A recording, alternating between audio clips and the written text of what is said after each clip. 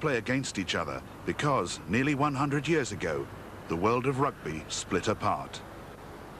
One of the teams, based in the town centre, is the world-famous professional club, Wigan Rugby League. The other, just 4 miles away on the edge of town, is the amateur rugby union club, Orrell. We are the best. Have the confidence. Tomorrow, Orrell will complete their most successful season ever in rugby union's gruelling club championship. The players' financial reward, nothing. Martin, thanks a lot. Martin. After winning their Rugby League Challenge Cup semi-final with a record-breaking score, Wigan are off to Wembley next Saturday for the cup final. And if they win, they'll be paid a bonus of at least £6,000 a man. Yes. This will be the 5th year on the trot that we've been to Wembley, and it really is a dream come true. I don't think any of us in our wildest dreams could have thought that we'd make Wembley twice, certainly not 5 times, and we're absolutely thrilled to bits. Although, I must confess, at the beginning of the season, it certainly didn't look like that.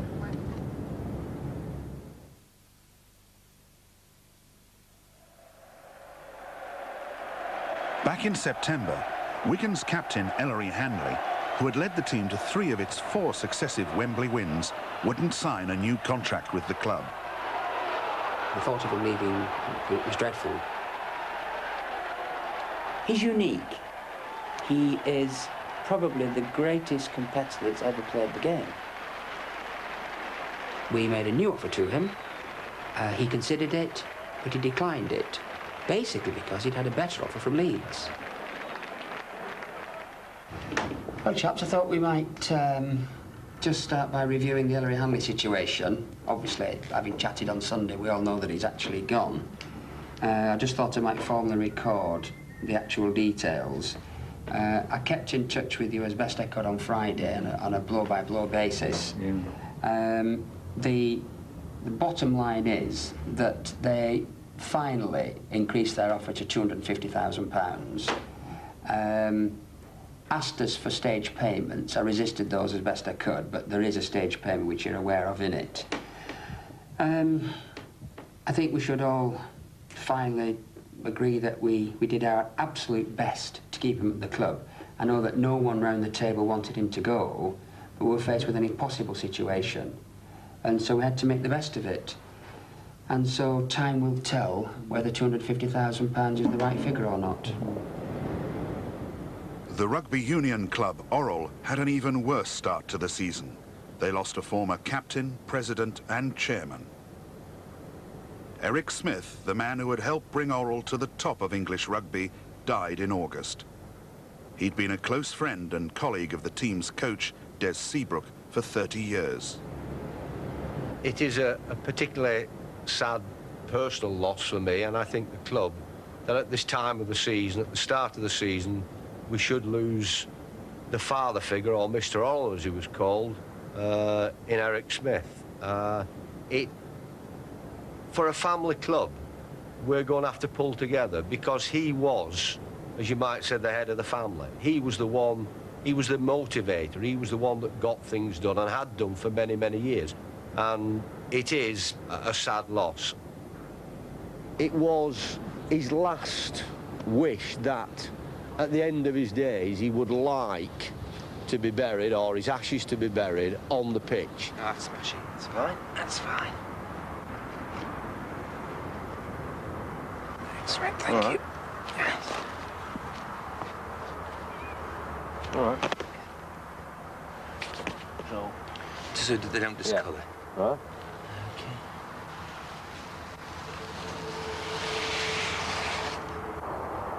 We have entrusted our brother Eric to God's merciful keeping, and we now commit his ashes to the ground, earth to earth, ashes to ashes, dust to dust.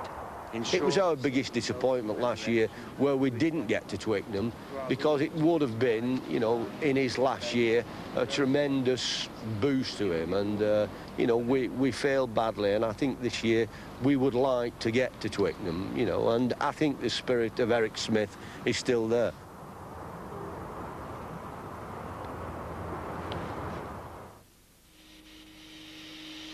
Across town, Wigan Rugby League has appointed a new captain, New Zealander Dean Bell, to replace Ellery Hanley. He's a far cry from the stereotyped image of a beer-swilling, rough-talking rugby player. Now that my wife works, the roles have been reversed. I suppose I've become a house husband. Because most of our training is done at night. I'm the one responsible for doing the housework, getting tea ready and things like that. I don't mind it, you know, it's quite enjoyable, it's different. On the field, his nickname is Mean Dean. He has one of the fiercest competitive spirits that you'll find, as strong as Ellery Hanley's, but different, totally different to Ellery. They call you Mean Dean. Explain. Mean Dean. Oh, I don't know how I get that, really. I'm a bit of a softie. I suppose, you know, I go out every game and I play at 100%, you know, every game. It's a team game. If we didn't all pull together in the same direction, we'd be on a losing side more than we would be a winning side. And over the past 5 years since I've been here, we've won a lot more games than we've lost.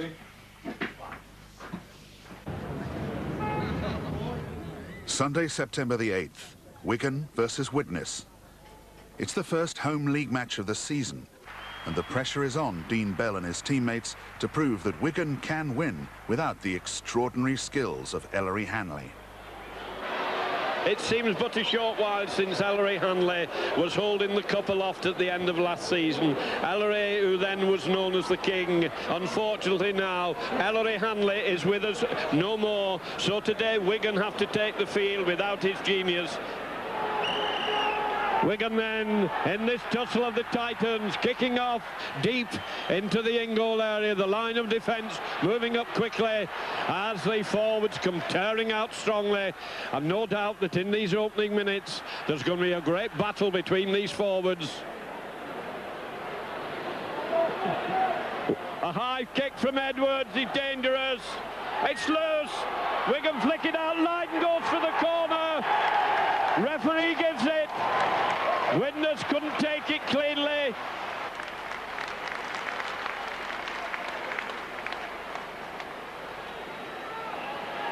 Widnes lost, spilled it out. Wigan have possession. Can they get it going? Trying to throw the ball loose, and the touch judge is on. Wigan player flattened. Touch judge is on. The flattened player is Dean Bell. For him, like all rugby league players, injuries are an occupational hazard.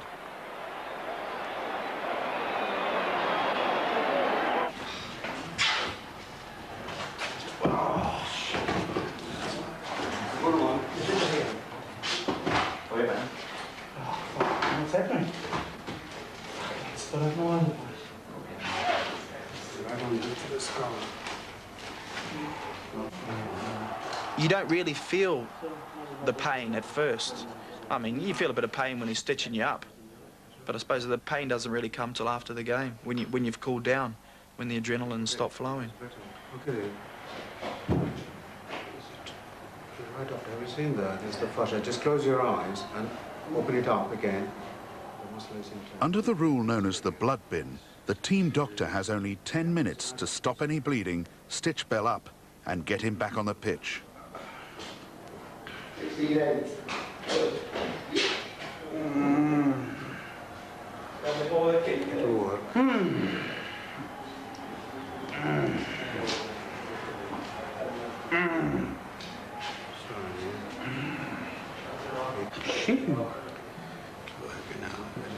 Stops bleeding as well.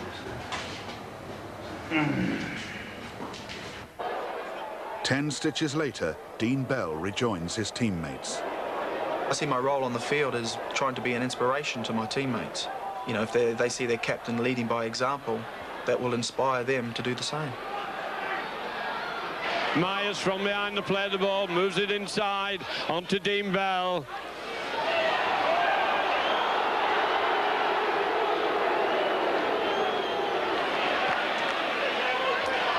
they're throwing everything except the kitchen sink at each other. Edwards takes it, hoists a high, difficult ball towards the corner flag. It's bouncing awkwardly and over towards the corner flag. And it looks like Botica, and that must have sealed it. There goes the hooter. Tremendous roar goes up. A fantastic game of rugby league football between Wigan and Widnes ends with the final score. Wigan 26, Widnes 18. When your wife saw you at the breakfast table, what did she think? Well, I mean, the first reaction was that she was going to go and get a paper bag, you know, put over my head. But, I mean, you know, I suppose she's used to it too. So, I mean, I've been quite lucky. I haven't had too many bad injuries. But things like this, they're very rare. And, you know, I wouldn't like to think that it puts people off from playing the game. For Simon Langford, the rugby union game's just as dangerous. He runs his own advertising agency, plays for Orrell in his spare time, and hopes to keep his first team place for the 13th year running. I've had a few injury problems over the years. In the last 12 months, my knee's not been so good, so you have to try and overcome that problem. But I will try to achieve the level of fitness that is required from the coaches there to retain my place from last season. But that's my ambition, obviously, is first and foremost is to get into the side. Pre-season training at Orrell. Ready, now! This year, Rugby Union's club championship has been delayed by the World Cup, so next Saturday's game against Bristol is just a friendly. Okay, knock him on his arse. Come on. Come on, come on, come on. Really got Even so, Orrell are determined to win, to start the real season full of confidence. Anything? Just a creaking. But there's no soreness when you do that. There's a little bit, a very little bit. A little bit at the end after I've done it. How you picked this week with regard to work? I had a cartilage out when I was 16, and basically it's the ache and pain of the bone banging against bone, and it causes some inflammation there, and there will be some pain with it, but that's something you have to suffer. Professionally, I have advised Simon that he shouldn't be playing if he wants a healthy body in later life.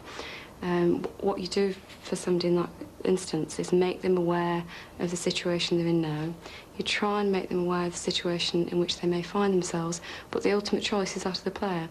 He's been seen by a consultant, he's seen his own x-rays, he knows the state of his joints, and it is his choice to continue playing. Sammy Southern is Orrell's veteran captain. Hello, Simon. Sammy, how are you? So your knee's okay? Very good. You spoke to Sarah? That's all right. You'll be fit for Bristol? That's good, because we need to win this one. All right? Okay. I'll see you soon. All right. Bye, Simon.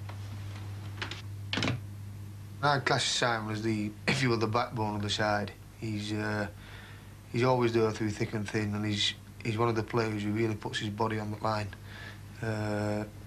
Purely and simply, I think, for his mates as much as anything else. And both on and off the field, he's very important to the side.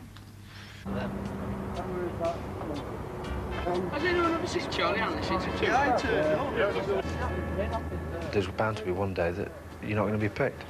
There's now a lot more competition at the club, and it's up to me to compete with that competition. But I certainly wouldn't back him without a fight. We did miss it one. You got some studs with you? Yes, sure I have, yeah.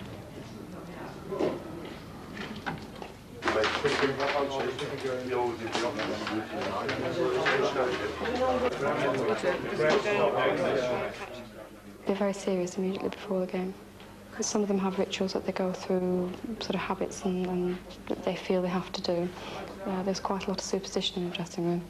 Things like, which sock you put on first, which boot you put on first. Little things like that that are probably quite silly if you look at them, but mean a lot, because it gets that player in the right frame of mind to go out and do what they have to do on the pitch.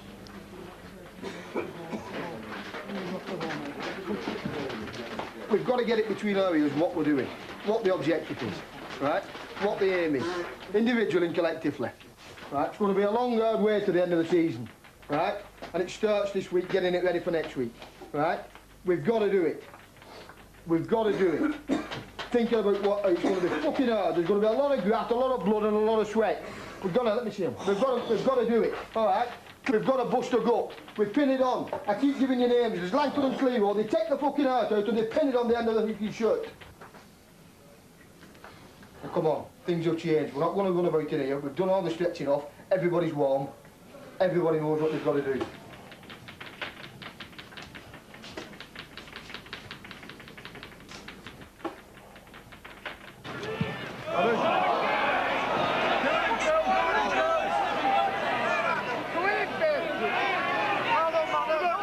Three evenings a week and every Saturday afternoon, from the start of September to the end of April, physiotherapist Sarah Booth devotes herself to oral rugby.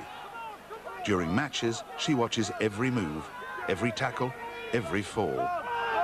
You're looking around the pitch and making sure that all the players are on their feet, and if somebody's limping, to what degree. I expect players to go down, it's a rough game, but you just make sure they get up, and if there's something very obviously serious, you get on there and deal with it. Simon, what are you waiting for? Knees gap is fucked. Do you want to stay on or are you coming off? I can't run. OK. If Simon is to come off, a substitute player must go on. Sarah tells the coaches on the oral bench. Simon wants off. Simon wants off. He wants off? Yeah. Why? He said he can't run with his knee. Oh, Billy. Mike, warm up. Strip off and warm up. Who's coming off? Simon.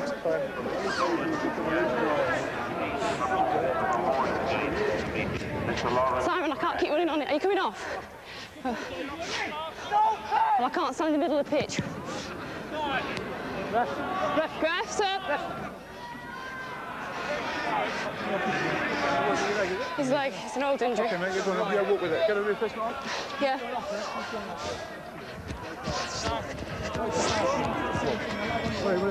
There are certain days when you feel it and you think, I'm making the right decision, continue to play. But if you get enough enjoyment out of it, that's what's important. And you don't know what's around the corner when you're 35. They might have introduced a plastic knee that can be adaptable by then, so you can get over those hurdles.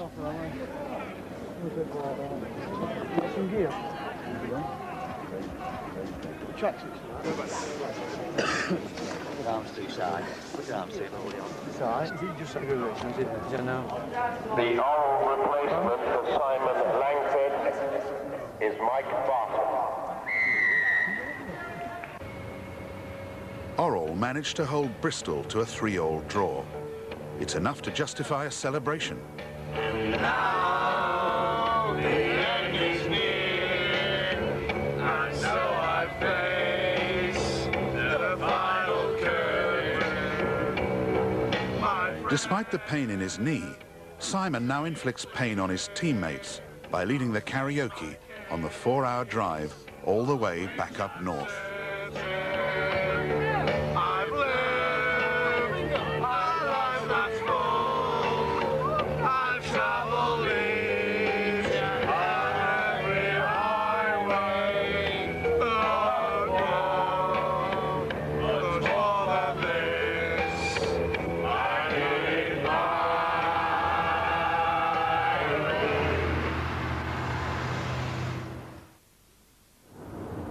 Over at Wigan Rugby League, they have a new captain, but they still need an outstanding player to fill Ellery Hanley's position on the field. Well, I'm off to Australia in about a week's time. I'm hoping to bring back a world-class player to replace Ellery Hanley and strengthen the side. It's difficult because, of course, Ellery only decided to leave the club almost at the beginning of the season. It's left us hardly any time at all. to locate a player of his standard. We didn't even know what position we should be looking for until Ellery made his mind up. Maurice Lindsay wants to sign up an Australian rugby league star named Gene Miles. Wigan coach John Money, also an Australian, knows Miles well.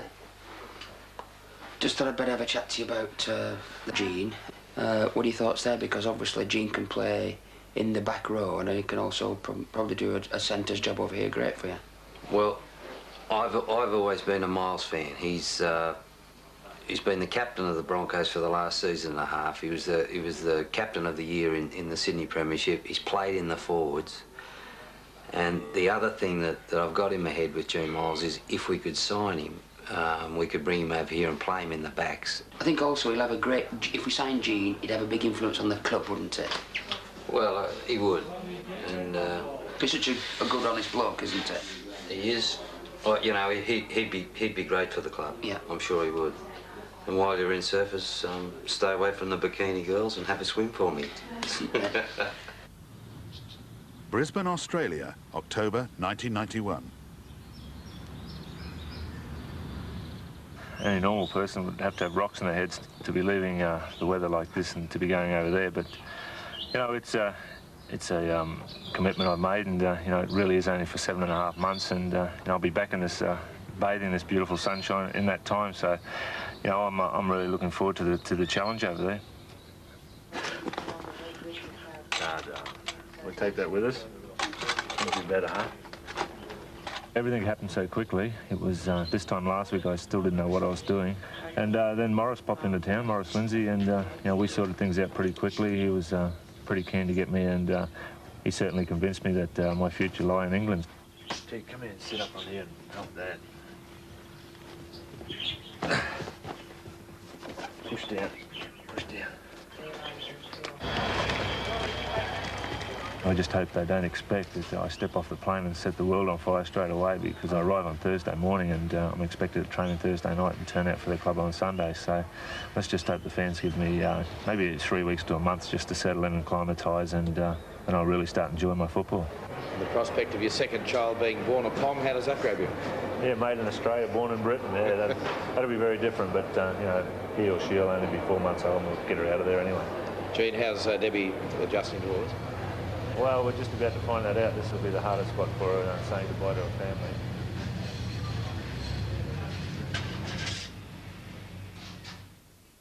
All right.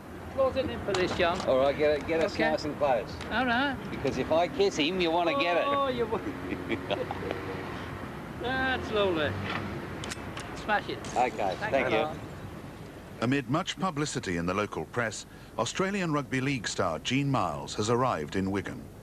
But he plays in only one match before he's injured in training. His is just one of a spate of injuries. Sean Edwards breaks a rib in the match against Featherstone. Even though he's fractured his wrist, Andy Gregory is still playing.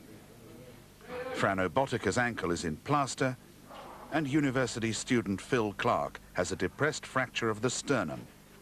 He's being strapped up for a fitness test before Sunday's match. That's a good hit. That's a good hit. That's a good hit. He might have a sore chest, That's a good hit, mate. That's a good hit. but there are compensations. Two more, huh? Let's go two more. Phil is probably one of the few students in Britain who earns more than his professors. Good hit, mate. Good hit. Good hit. Okay, one more. Okay, mate. Let's go again. He's declared fit for the season's most important game so far, against Leeds. I'd like to see them blast them off the park. I'd like to come back for once in my life, a smug director, and just shake hands with the Leeds directors and say, tough luck. It's going to be a very competitive match, but I'll have my fingers crossed for the 80 minutes that we come out the winners, and I don't care whether it's by 1 point or by 40. It's still early in the season, but Wigan have already lost against Castleford, St Helens and Wakefield Trinity. For Wigan's new captain, Dean Bell, it's a heavy responsibility, and the pressure is on. In bad times, I've just got to make sure everybody's minds are on the job. If I think things are getting a bit slack, I've just got to bring everybody together and let them know I'm not happy. Last one, Dennis. giving up on 300, Dennis? Leeds have always been one of Wigan's main opponents, and we're predicting a very hard game as usual, and we expect no favours off them. Next week's 5-3. I'll lead by example, hopefully like I normally do, and just hopefully my players will follow me.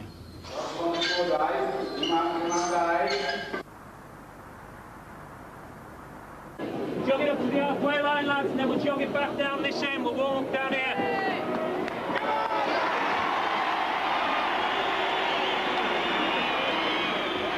Conditions absolutely appalling. Snow earlier on, the rain still belting down. This game has been billed as the greatest struggle so far this season. Away we go. Ford banged down in the very first battle of the game. Goulding to feed, and Goulding gets it onto Schofield. Schofield, little overhead kick. Ford chasing it. He could well win this chase. Ford, he should be there. And there's the opening try to Ford, set up by Schofield.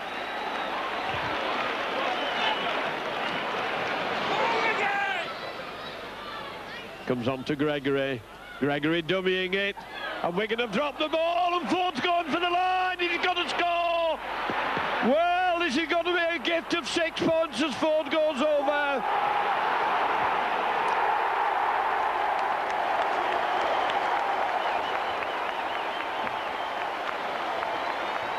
There goes the hooter. The final score, Wigan 0, Leeds 19.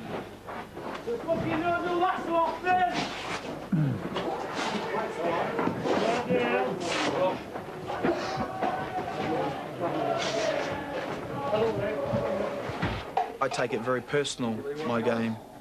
If I don't think I've performed at a certain level, I feel very dejected. And, you know, if my personal performance is not up to scratch, you know, I can't sort of live with myself.